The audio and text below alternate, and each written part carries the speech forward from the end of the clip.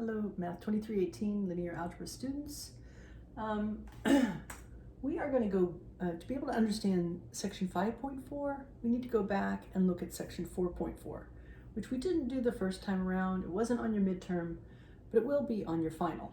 And it's the key to understanding a lot of what goes on in the book from section 5.4 onward.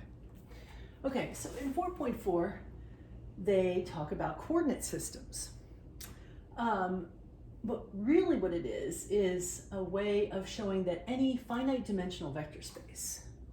So you remember every vector space that has a basis that is only a finite number of elements in it, say n of them, is said to be dimension n, right? So something that's finite dimensional, turns out any kind of vector space over R that's n-dimensional turns out to be pretty much the same thing as Rn. And therefore we can do all kinds of interesting things to such vector spaces just using the kind of transformations we have been using between Rn and Rm with matrices, right? So it makes life a lot easier, a lot more approachable. Okay, so if you have a vector space whose underlying field is R, finite dimensional, then it's got a basis with n vectors in it, v1 through vn, I'm calling them here. And since that's the basis, that means there exists, for every vector in the vector space, since the space spans it, there is a set of n of these weights, right? See these scalars, ci that go multiplied by vi, you add that all up, and you have described v as a linear combination of the basis vectors. Now, theorem 7 in section 4.4 carefully underlines this fact that for each vector in a finite dimensional vector space, there is a unique set of weights, okay? And we're going to lean on that. You can see the proof of that in your book. Let's see, that would be page 220. Yeah. So we're going to lean on that to come up with this mapping called the coordinate mapping. And what it does,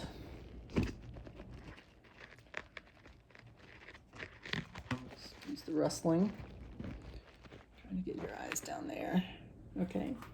The fact that these CI are unique means that we can come up with a mapping that we're going to call the coordinate mapping from that finite dimensional vector space to Rn, which takes any vector v and maps it to its unique n-tuple of coordinates of those weights, okay?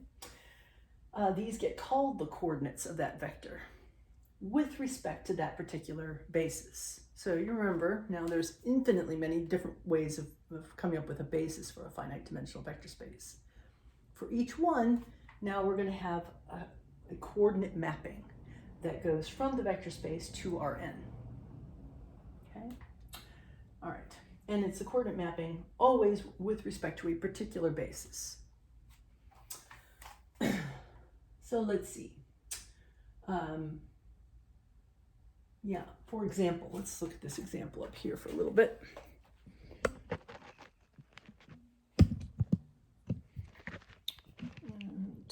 You can see that.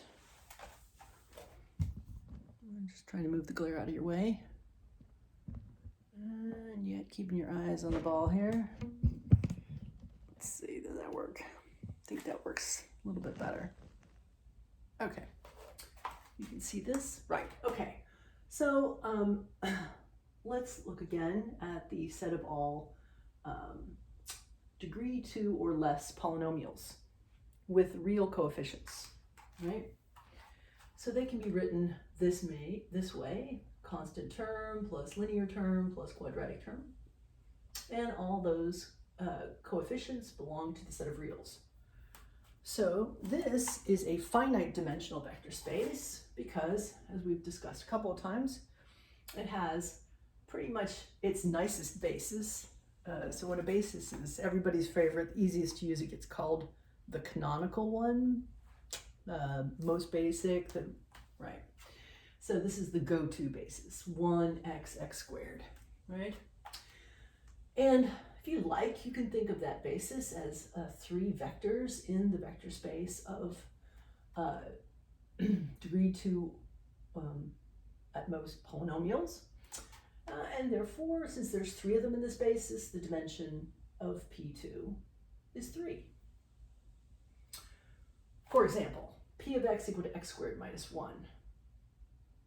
Okay, that can be written as a linear combination, just like we had over there, linear combination of the basis vectors, which are these polynomials here, with these weights, minus 1, 0, and 1. Okay, and what we prove in theorem 8, the book proves half of it, I prove the other half right here, is that this coordinate mapping, this mapping that, for example, in this situation, here's the set of all those polynomials, like x squared minus 1 is getting mapped to minus 1, 0, 2.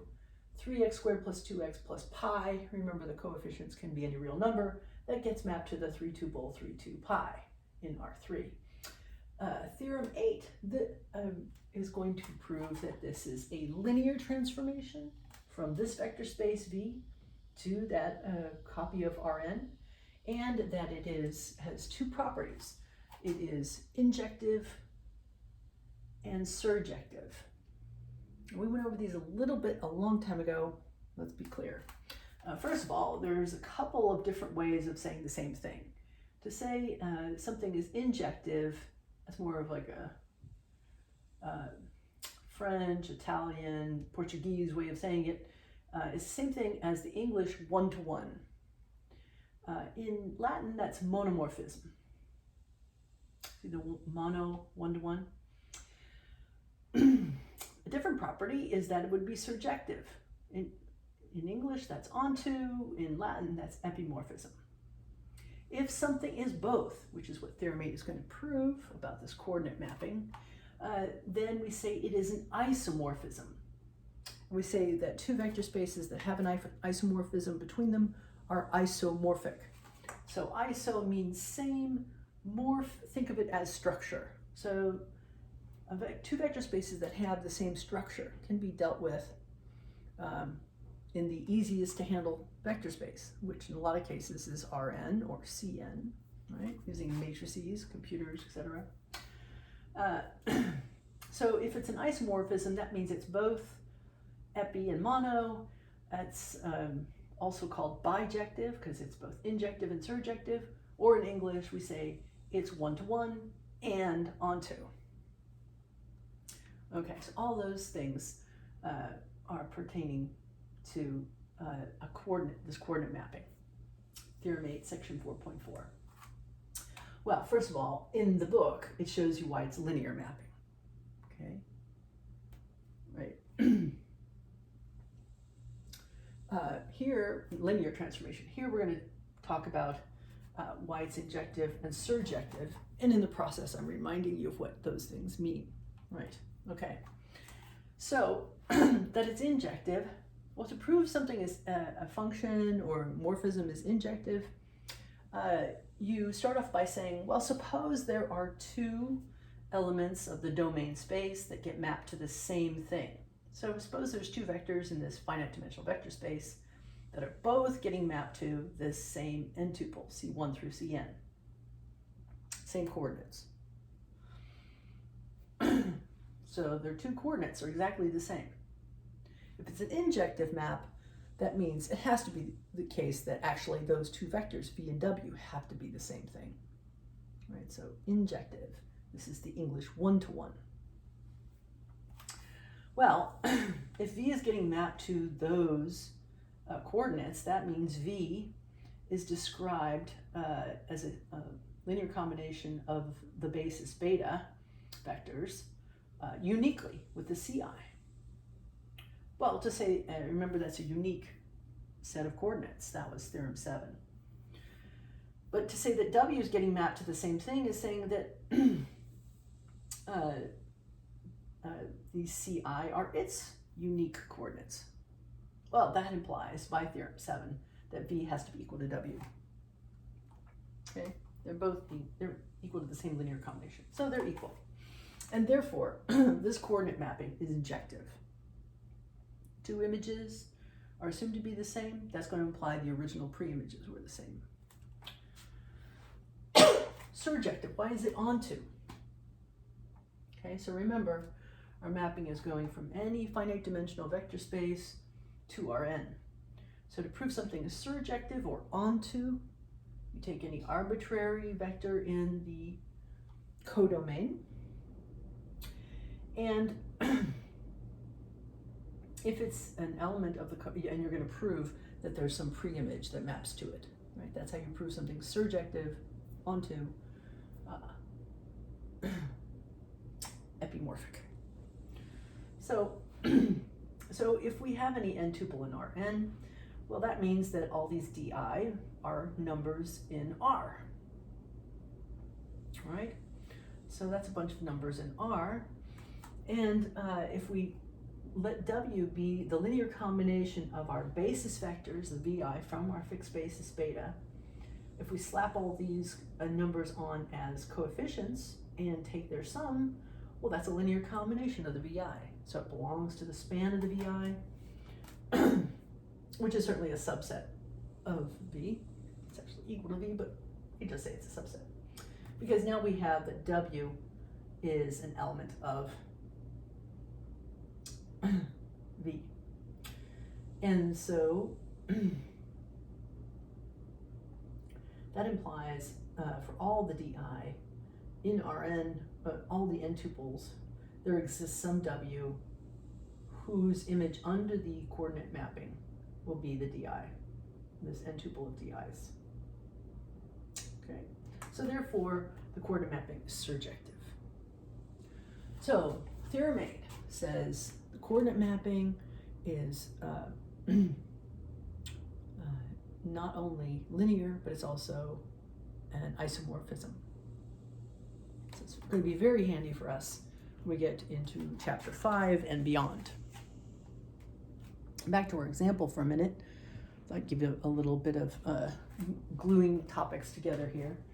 So we were, in this example, we were talking about P2, all polynomials of degree at most 2 with real coefficients, and showing, according to theorem 8, its coordinate mapping that takes those coefficients in an orderly fashion down to R3. This is a linear transformation and it's isomorphism. So anything that you think about happening in P2 can be thought of in R3. And because if a mapping is injective and surjective, it's actually invertible. Not prove that to you here, but that is, we could in an algebra class, but anyway. So anything that goes on in R3, you could prove happens in P2. That's what the conclusion of that gets you. Now, here's some good questions. What is the kernel of this linear transformation? The coordinate mapping. Right? What gets mapped to the 0 vector in R3? What gets mapped to 0, 0, 0? Well, the polynomial with all 0 coefficients. In other words, the 0 polynomial, which is the 0 of P2, which you proved a long time ago. What's the range of that coordinate transformation? So the range, if you remember your definitions, is a set of all vectors in the codomain W that have a preimage in V, the domain. However, we proved that this coordinate mapping is onto. So that means everything in R3, every 3 tuple has a preimage up here in the polynomials of degree at most 2. So if you say pi e -1, 3 tuple down here, there is a polynomial up here with those coordinates, pi e -1. Okay.